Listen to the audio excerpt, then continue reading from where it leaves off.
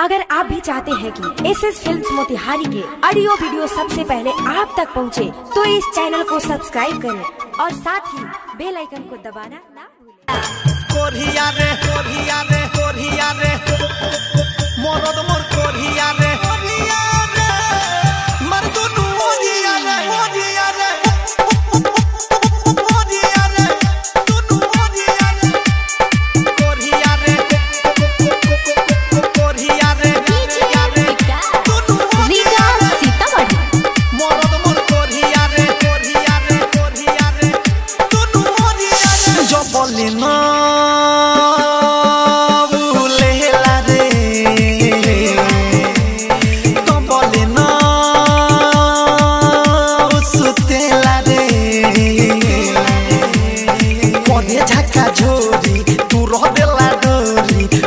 देला जो बना कटोरिया रे मरद मोर कोरिया रे मर्दुनु ओरिया रे मरद मोर कोरिया रे मर्दुनु ओरिया रे जो बोले ना लेला रे तो बोले ना सुतेला रे कोरे झक्का झोरी कटोरिया रे मरद मोर कोरिया रे मर्दुनु ओरिया रे मरद मोर कोरिया रे मर्दुनु ओरिया रे कोरिया रे कोरिया रे कोरिया रे मरद मोर कोरिया रे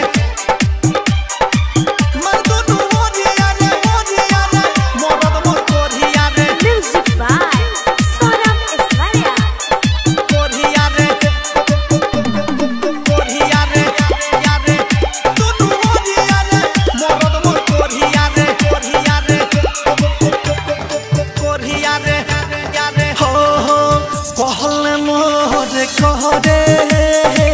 माना करी तो लागे रे मन करे हेला से चलो जाई नई हरे सखी हो कहल मोर कहरे माना करी तो लागे रे मन करे हेला से चलो जाई नई हरे बम हो निकलेला दम हो रुसी तो मनावे कही गोरिया रे मरद मोर कोरिया रे मर्दुनु ओरिया रे मरद मोर कोरिया रे मर्दुनु ओरिया रे कोरिया रे कोरिया रे कोरिया रे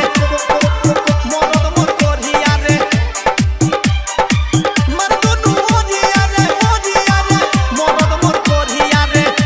Saurabh digital recording studio Motihari कोरिया रे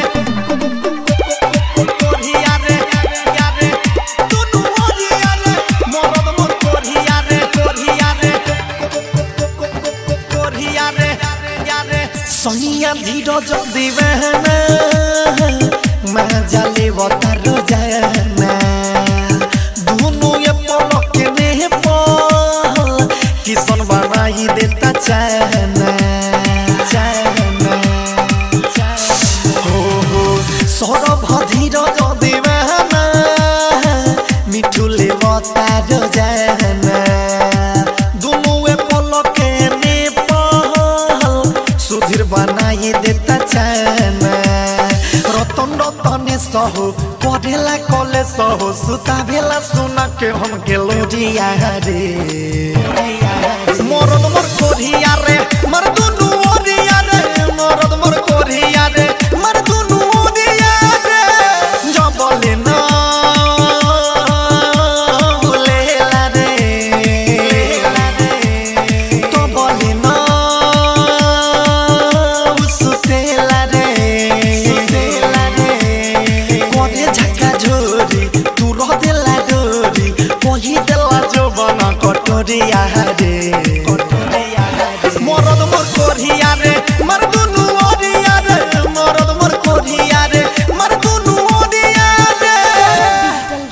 रिकॉर्डिंग स्टूडियो।